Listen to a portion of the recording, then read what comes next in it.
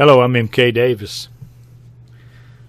What I want to talk about today is a subject that I've spoken about very little because I really don't know that much about it. And it's something that kind of came on back in the 90s pretty strong, and when I was pursuing the subject of Bigfoot or Sasquatch, I first heard of this from Native Americans, and they were the first to use the word Dogman. And I'm not really sure how that goes, and for the longest time I didn't find anything that I consider to be evidence or hard evidence for a dogman's existence, except that people continually claim to have seen such a creature, and that alone, is intrigued me. But I just kind of kept my eyes open and my ears open, and I said, well, I'll see if there is anything that comes of it. And I want to talk about that very thing today. I have an interest in petroglyphs and in ancient indigenous peoples here in America. And I figured if anybody had ever seen or knew about a dogman, it would probably be them. You would see it in their recordings. So I'm going to show you this trip that my wife and I made to Chaco Canyon. That's out in New Mexico. And in Chaco Canyon, as I toured the place and looked, I could see that clearly there was some violence that took place out there, that it resulted in them burning their buildings, and their buildings were mostly stone, but they had the floors. They had multiple floors, and the floors were made of logs, small logs, and they were all burned. And I'd also seen some other petroglyphs and other dwellings where the same people had left those areas that they had burned and moved into a defensive position high up on a cliff's wall where you couldn't hardly get access to it. They went through a lot of trouble to construct dwellings up there, and as if they were afraid of something. And so I just kind of keep things in mind sometimes and see if I can see if they give you any indication of what it was that they were so afraid of. Here recently, they claim to have found evidence in the burials that they had committed or had practiced some cannibalism. But I don't really know how you could possibly tell who it was that did it. You can tell that it was done, but how you know it was cannibalism, I don't know. Especially when they have some kind of an issue with somebody or something. Let's just go.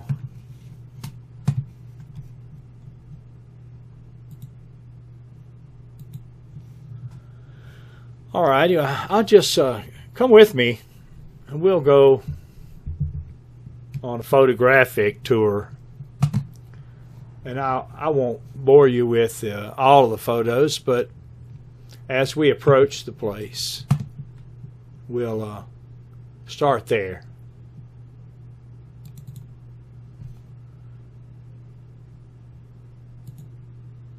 You see how fine the work was there as far as the stonework. Some of it's been reconstructed, but much of it hasn't.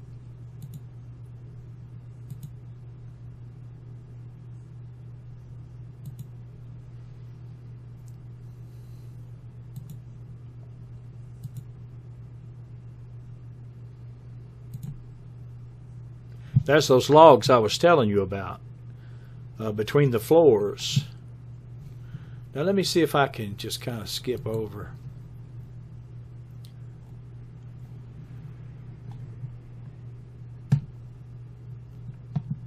To some of the burned ones.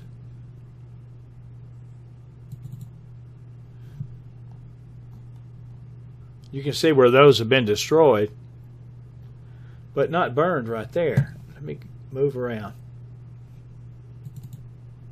There we go.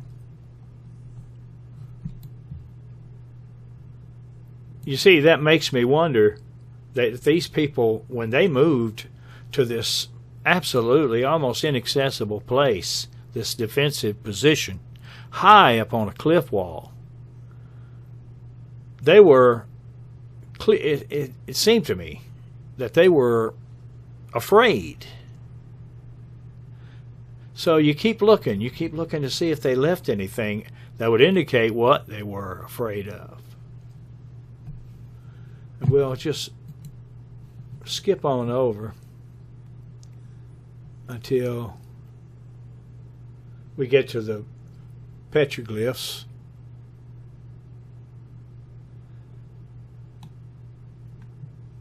Let's see if I can find the right place to start.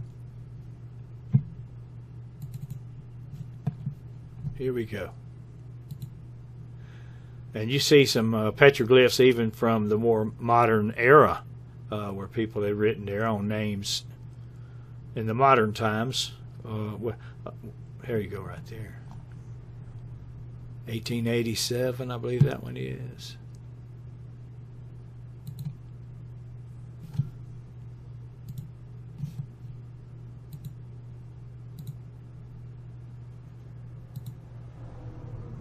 And so I just, try to pay attention. I found out through various ways what some of the symbols mean, and this wavy line coming down is a force from God toward man. And then you see this, what they call, I guess, this anthropomorphic figure. It's just a stick man. Could be anything when you're talking about what it was that caused these people to leave everything and burn it.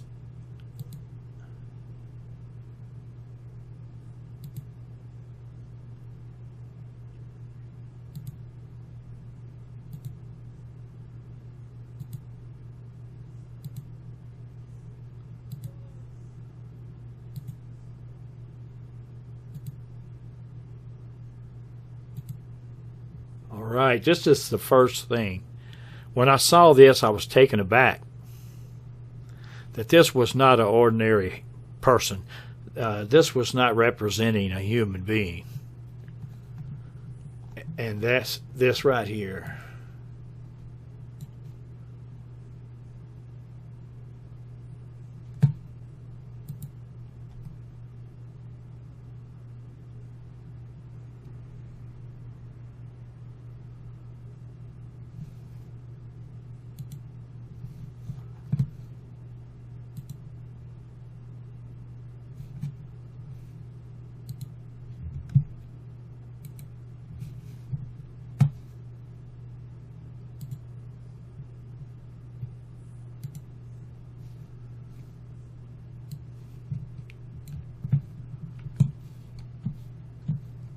It's a little bit overexposed, so I'm going to tone it down a little bit.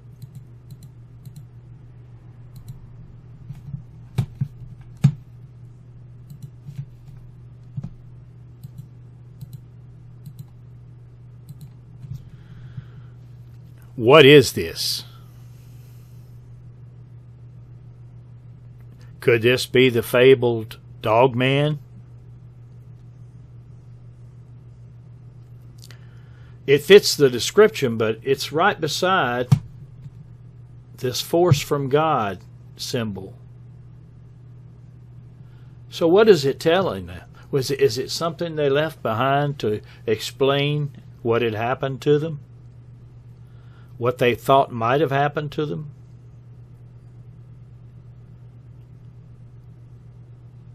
See the sharp claws?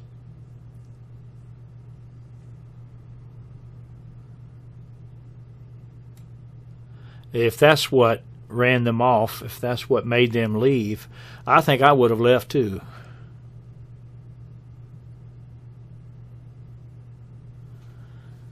Now, rather than continue on at Chaco Canyon, let me go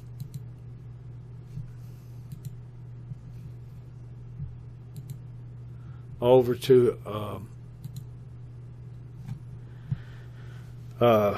another petroglyph that is at a place called Agua Frias National Monument. It may even be more striking.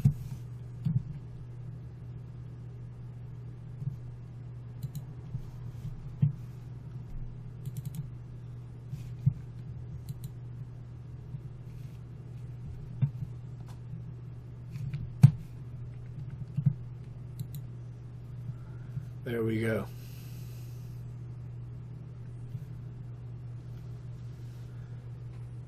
What do you think that is? Why did they go through the trouble of making it? Were they just playing? I don't think so. I think they're trying to tell the story of what happened.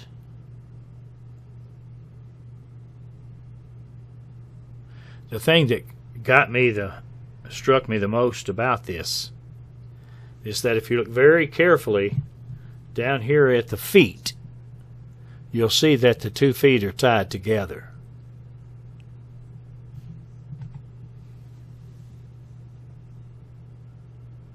Could this be a captured Dogman?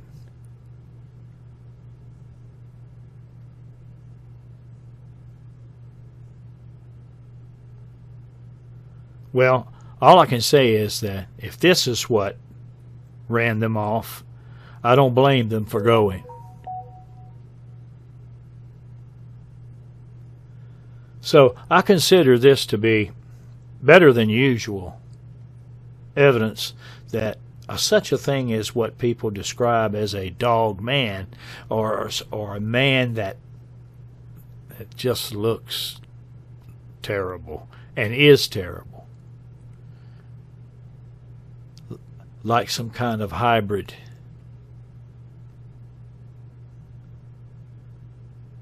And if you can't capture them or kill them, you better leave.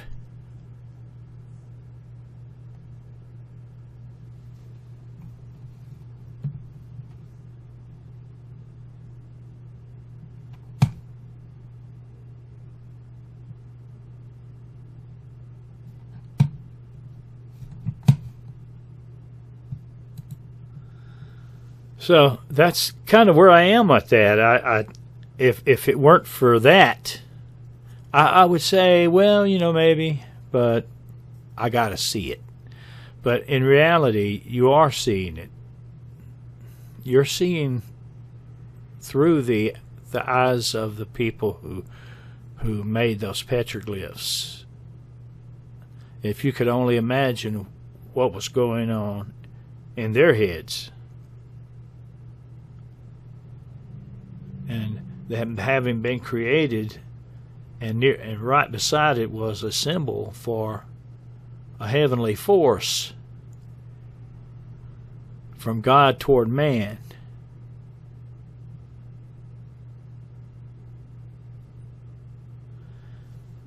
I thank you for your time.